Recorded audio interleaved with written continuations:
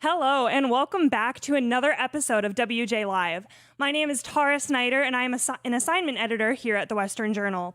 Today I'm joined with Grat Atkinson, who is a reporter at the Western Journal, and Caleb Gina, who is another assignment editor here. We have a lot in store for you guys today. We have a lot of different stories and quite some variety.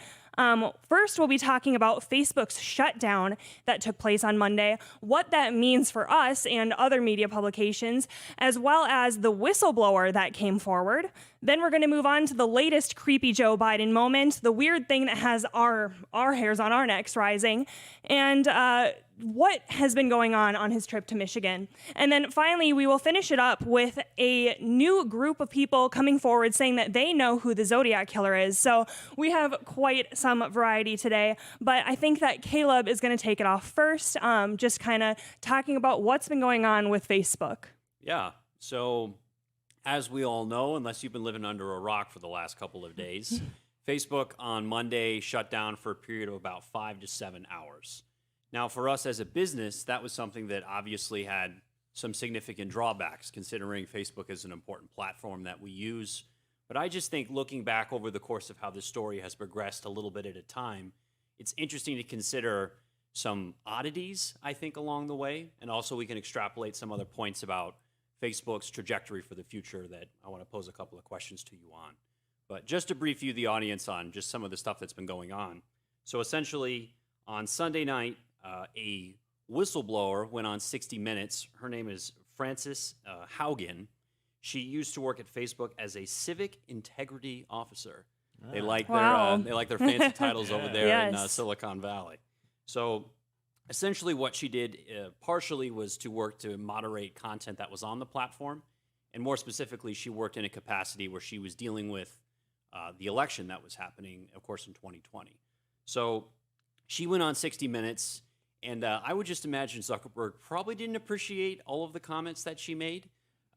She was absolutely scathing in the criticism that she levied against Facebook.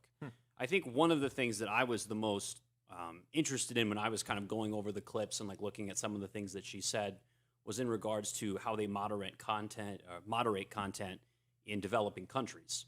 So, of course, here in the United States, we all know about the canceling problem, the censorship issue, where especially those on the right side of the political spectrum are having their speech like squelched. But so much of that is happening in other countries, except in the developing countries, it happens less because they have fewer resources to mobilize in that effort. Yeah. So the whistleblower said that over 1,000 languages are spoken on planet Earth, like a massive number. She said Facebook has moderators working with about 50 of them. Wow. So there's a significant number of people that speak languages that are not either seen on Facebook or the content itself isn't kind of parceled through on Facebook either. So the consequences of that is when somebody says something crazy in one of these countries, especially something that's politically divisive, a lot of the time something very bad happens. So whereas in this country they're working to mitigate that, in other countries they're like, well, that's over there. It's not really our problem. Our shareholders aren't going to hear about this, so who cares, really? Yeah. So I think that was absolutely very punishing for Facebook to hear that. But the interesting thing is, within 24 hours of her going on there making these comments that were very damaging to the company, this is when we see the blackout happen. Yeah. And that happened on about Monday. I have written down here at 11:45 Eastern Standard Time. And Facebook claimed that it was due to changes that they made in their underlying internet infrastructure that interrupted communications between their data centers. Yes. Yeah, doesn't that sound very straightforward and understandable to the American public? Yeah. So essentially, they said somebody pressed the wrong button, they turned the wrong thing off, everything got all screwed up. So they have not been very forthright at all as to what really happened. But everybody had their services interrupted that used the platform, whether it's in regards to Instagram, WhatsApp, Oculus, Facebook Messenger. So this was something that more or less everybody noticed and had a tremendous impact. I mean, Facebook lost $6 billion off their market cap in a period of less than 5 hours. So the amount of businesses and individuals that were affected by this is huge. So I think going forward, thinking about Facebook and just kind of the niche it has in society and the role it plays in human civilization, the first question I have for you two is, what do you think happened? Do you buy Facebook's excuse per se that, oh, we had some kind of technical difficulty, or do you think there's something more nefarious at play? I personally don't buy their excuse at all. I think, one, I don't trust Facebook in any capacity, so I think that anything that they say I'm going to take with a little bit of a grain of salt, but particularly in the sense of, they're being hacked. I think that if they were hacked, nobody at Facebook is going to admit that it happened. And there were reports yesterday that just lead me to believe that it wasn't just some accident at Facebook. There was reports that at some points they couldn't get into the server room. They had to saw into the server room because they had, automated keys. It's all high tech at Facebook. I kind of sound like a grandpa saying that, but that's what happens when you don't use keys. You use everything's automated. Then all of a sudden, if it goes offline, you can't get in there anymore. So it seems like the issue is a lot more widespread than just some sort of problem with their code or whatever they're claiming it is. And it seems like if it was that simple, that there wouldn't have been as many reports of widespread issues, both at the company and just throughout Facebook as a website. It seems like it was a bigger issue than they want to let on. What do you think of this, Tara? Well, I kind of am of two minds on the issue, because part of my brain is telling me, hey, you know what? I think it would make sense for Facebook to maybe shut down the day that this whistleblower came out, because that's where a lot of people end up getting their news. And so I know even at WJ, we're constantly sending people our news and stuff through there and relying on comments and things to that extent. And so I think that in that way, it would be smart for them to shut down. But the other half of my brain is going, that doesn't make sense at all, because they're a company, they're a business, they're relying on making money. And I don't know what this whistleblower could have said that's worth $6 billion, because ultimately I feel like what she said is stuff we all pretty much knew, but we just needed someone to come forward on it. Yeah, and I think the implications of this, again, we cannot stress enough how many people were impacted. Like, Facebook's got 3.5 billion users, and 90% of those users are not in the United States. So the second question I want to pose to you, too, based on this story, is do you think this is basically the pretext we need to break Facebook up? Because I think my view is part of the reason you need competition in the marketplace is so in the event where you do see a system-wide crash, you have somebody else that can step into that gap. But because Facebook has no competitor, more or less we were all just left to the mercy of, well, I hope they get this fixed. But what do you two think insofar as this impacting their ability to run the company as it currently exists in its form? I don't think it's going to impact Facebook one way or the other. I actually think that on some level, Facebook or people who were involved in Facebook might be in on it, because I believe it's Section 503C, something like that, where it's talking about what platforms are responsible for content and how that content is promoted, and whether or not the people who are owning those platforms are responsible. And so I think that it would be naive to think that this is a conservative win. I don't think it's a conservative win at all. Again, it's information we already knew.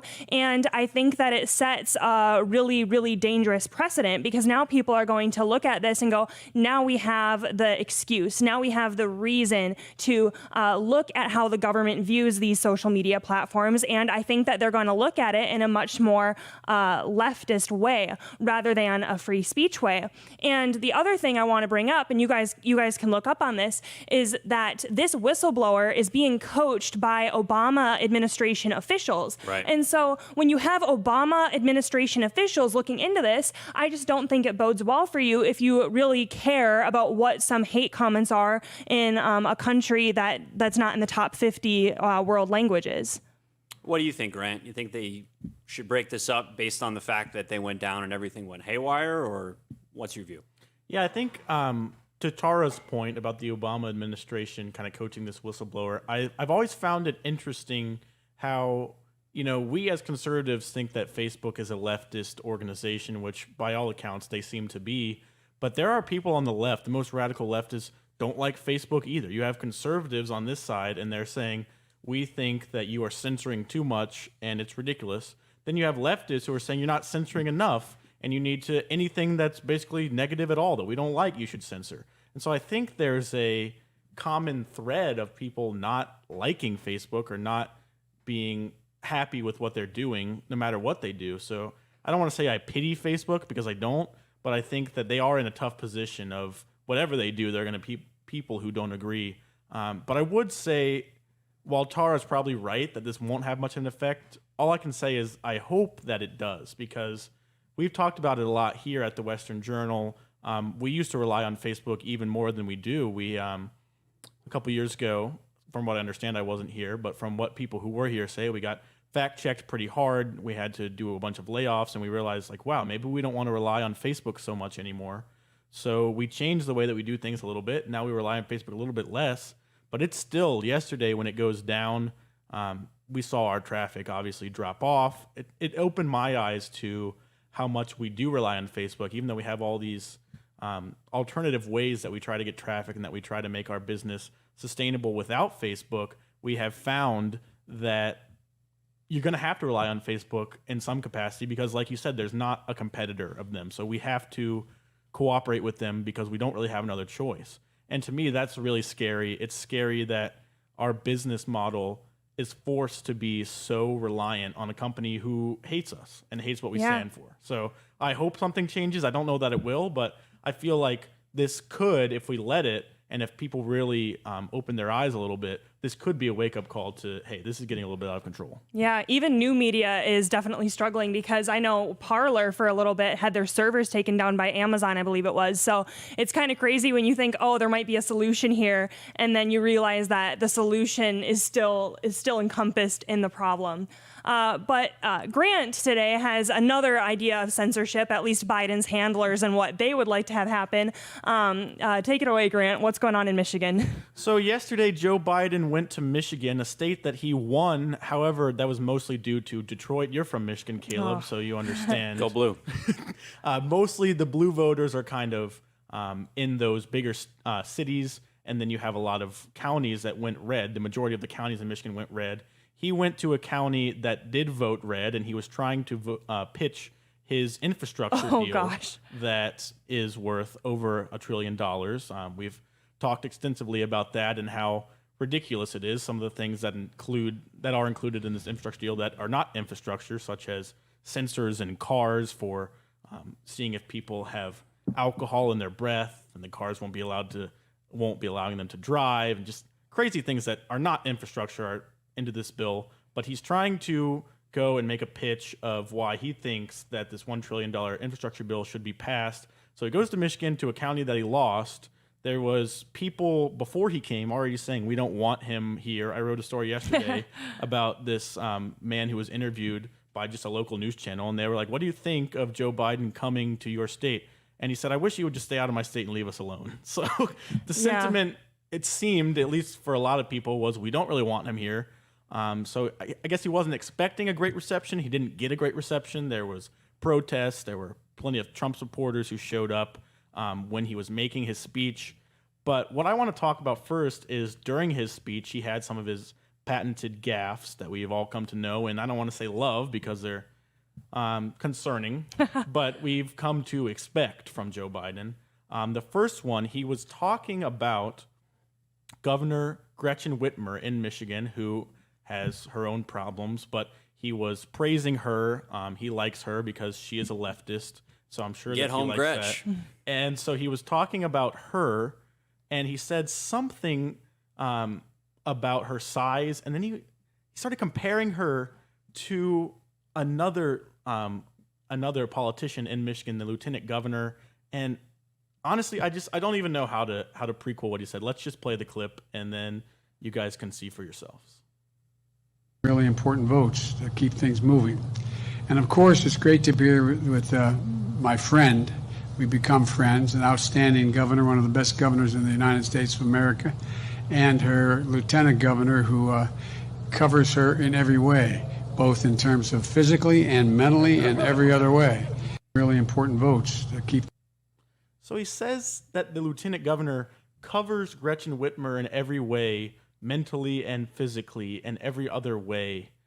I was reading the comments on this post on Twitter, and I've seen a lot of people saying, "Oh, it's obvious what he meant. You guys are just cherry picking to try to find issues." To me, I have literally no idea what he meant. So, am I missing something? Is there something that you think he meant? Because I'm not seeing it. It makes no sense to me. I mean, being charitable, I'm like thinking that maybe he was saying, oh, he's there for her, she's there for her mentally, like a friend, and she's there physically to clean up whatever damage is going on in the background. So maybe that's what he meant. But again, it just goes back to the Biden admin's optics, because he can't talk, and these are the things that are going viral on Twitter. These are the things that are happening over and over again. I mean, we see the controversies going on in college football stadiums, and these kind of videos are what's troubling for Biden. Ultimately, at the end of the day, it doesn't really matter what he meant by them. What do you think, Caleb? Yeah, I think a lot of the time his people work extremely hard to try and make him relatable. They want him to be nice, benevolent Uncle Joe, and they talk about his favorite ice cream flavor and his aviator sunglasses and his cute dogs that that bite people, that bite and have an issue being potty trained in the White House. But I think the bottom line is they want to make him seem relatable and seem like, oh, this is a guy I could go have a beer with, and he seems like a pretty pleasant individual. The problem is every time Joe opens his mouth, it ruins all of the PR tactics they do to try and make him seem like a regular, coherent person. So they can do all the window dressing they want, but when he steps in front of a microphone, they're even more scared than we are of what he's going to say. So I think this was just yet another example of them making an effort to make him seem likable and woefully failing in that endeavor. I totally agree. I want to play another clip that is maybe not as concerning from a moral standpoint. I'm not sure what he was talking about. It got a little dicey there talking about women in his previous clip. This one is not based on gender or anything, but it's just another classic instance of Biden stumbling and being unable to put a coherent thought together as he's trying to discuss charging stations and compare them to gas stations in the past. So we'll play that clip for you now.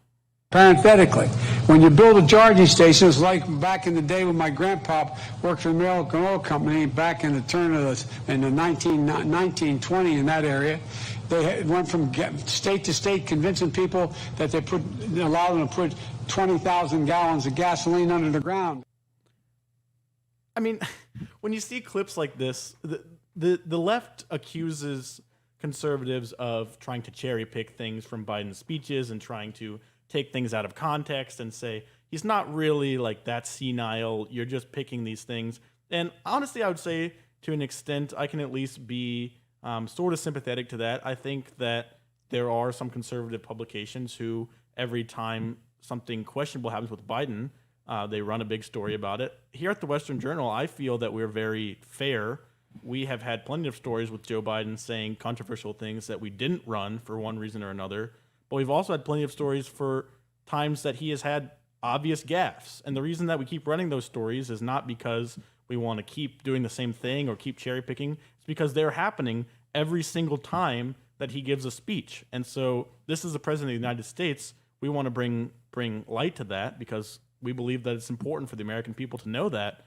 I'm just wondering if you guys, do you think that things are as bad as conservatives try to make it seem? Do you think that we're cherry picking, or are things bad? Is Biden really as senile as it looks?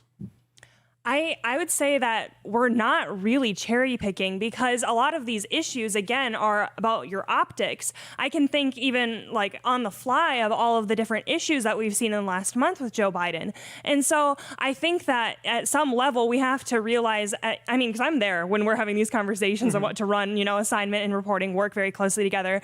And a lot of the times it's, oh, that was really dumb and that was really stupid. But what is there to say beyond that was dumb and stupid? Like, you guys can go on Twitter and see the same videos we're seeing and know that. And so it's kind of one of those things where it's saying, okay, here's something Biden did, and what does that mean? What are the implications? Because even last week or so, when Boris Johnson got completely cut off, we were talking about that because it was saying, hey, we're used to Biden's handlers, cutting him off and being like, don't talk, you can talk to this reporter. But what does it mean when those same people are cutting off other world leaders? And that's something we can discuss. But again, I don't think we're cherry picking. I think we just have to realize like what's just stupid to be stupid and what's stupid and what are the implications. What do you think, Caleb? Yeah, and anybody who's been following Biden the last 2.5, 3 years, like going back to when he was running as a candidate in the Democrat primary, he had gaffes constantly. So when you talk about, is this us exaggerating it?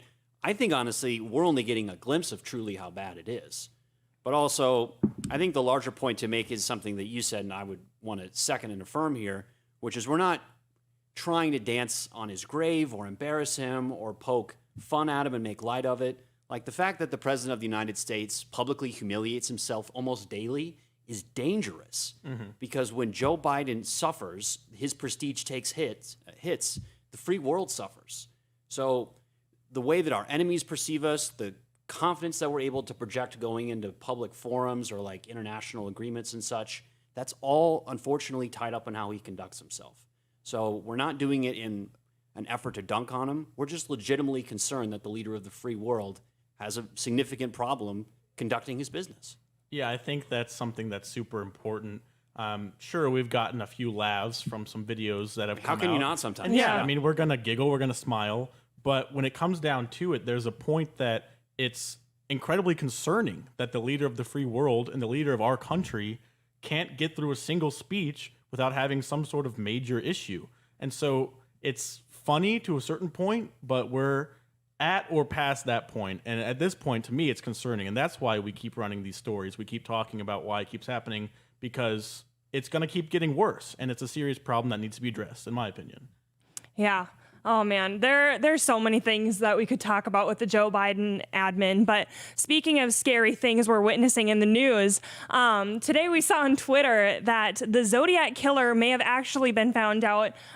There's a group of people that's kind of just retired agents or policemen who have come out and said, "Hey, we know who this guy is," and it's pretty crazy. So just to recap on all of the horrific things that the Zodiac Killer has been accused of. He's known for at least 5 murders between 1968 and 1969 in the San Francisco area, and he's most known for his letters taunting police, including nearly unsolvable coded ciphers that have left the American public just dazzled for decades at this point. And so today we have a picture of his first 2 victims, and his first 2 victims are 17 and 16 years old, and both of them were on a first date and ended up going and driving down a lover's lane, and they were both shot and killed there. Here they are on the screen. The first boy is David Arthur Faraday. He was 17 years old, and Betty Lou Jensen, 16 years old, and they were shot and killed on December 20th, 1968. And so that was a really national story, because as the evidence came out, they found that David got out of the car. It sounds like the Zodiac Killer pulled up next to them, and they were kind of getting out of the car to investigate, and David was shot in the back of the head, and then Betty turned to run away and was shot 5 times. And so then again, these kind of murders kept taking place over and over again. And so my first thought on this story was, beyond the good news that we may have found who this person is, at what point do you think we've reached as American society when we're putting our faith in Dog the Bounty Hunter and these crime-solving Facebook groups on the internet to figure out what's happening? What do you think that says about our current state? I think that's an interesting question. I've been watching a new series on Hulu. It's called Only Murders in the Building. If you've seen it, great show. But they talk about that too. The premise of the show is that there's these people who are big fans of a crime podcast, and they're played by Selena Gomez and Martin Short and Steve Martin. And so the premise of the show is they're these fans of a crime podcast, and then a crime happens in their hotel, and they decide that they're going to start their own crime podcast and simultaneously solve the crime. So I think that that's a debate that is a real one. I mean, we can make a show about it, and we can talk about it in pop culture. I think it's a real debate. And we talked about it in the Gabby Petito case as well, with, is it a good thing that people on TikTok are solving crimes? Is it a good thing that if there's new evidence in a case, people are more worried about posting it on TikTok to get views than they are about contacting the police? And I think, honestly, it's a little bit of both. I think it can be good and it can be bad. I think it's a combination. And it's a balance, like a lot of things in life. I think that social media can be very helpful in solving a crime.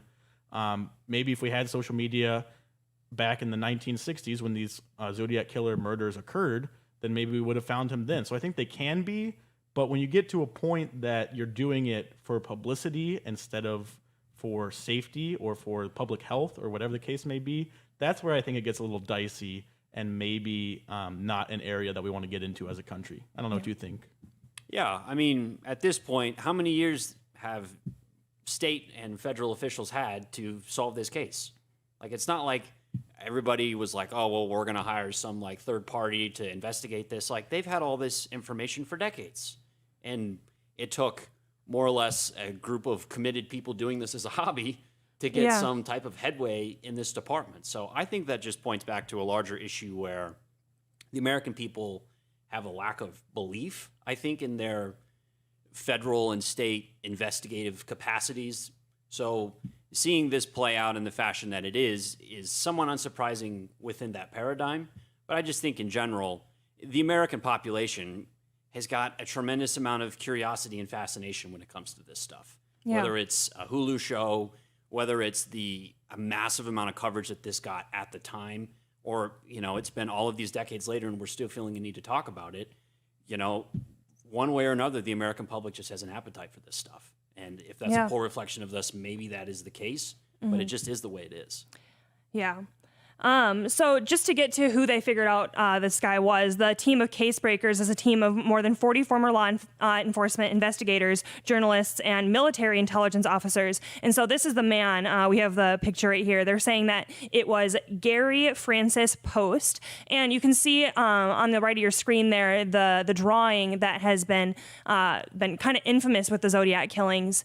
And I think there's a clear resemblance there. I don't know. Grant, do you think there's kind of a clear resemblance in that picture? Or I think there's definitely a resemblance. In researching it a little bit for the story that I wrote, they were saying that the scars and the lines on his head are kind of the giveaway. That on this sketch, there's they called them scars. I don't know if they're scars, laugh lines, whatever they may be, but that they match with this picture of Post that they found. And I'd say they're pretty close. I mean, it's not a dead match, but also, you know, the one on the right is a sketch and the other one is a photograph. So they're not going to be perfect, but I think it's pretty close. And I know that there too, like, also is like a second Zodiac like mugshot drawing, and there you can see the scars a lot more clearly. And the thing about it is that those lines seem to have been intentionally drawn, because you saw the picture we just showed you, but the other picture actually goes a lot more detailed with it. But the team's investigation found the new forensic evidence and photos from Post's darkroom. They analyzed them, and then one of the pictures was the one that we just showed you. And in a Fox News report, they also said they had other evidence. They said other clues include deciphering letters sent by the Zodiac that revealed him as the killer, said Jen Beoltz.